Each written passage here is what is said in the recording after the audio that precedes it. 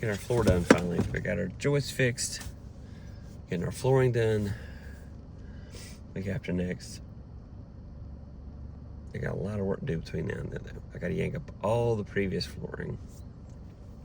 I got to fix the subfloor problems. And I'm getting doors in a couple places that hadn't had doors that probably have always needed doors. There's a giant door between the dining room and the living room. Giant. We had to get like a giant baby gate to go there. 93 inches wide. Because because my granddaughter is wild. So I have to keep the gates there, but I'm like, yeah, let's put doors there. We're gonna do these French doors with opaque glass.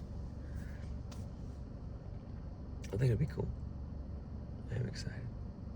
I mean, these little house projects that are making our house better are good, but then I know there's some things that will have to be done.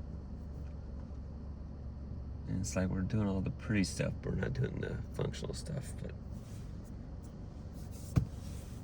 it'll happen. All right, I gotta go to work. You have a great day.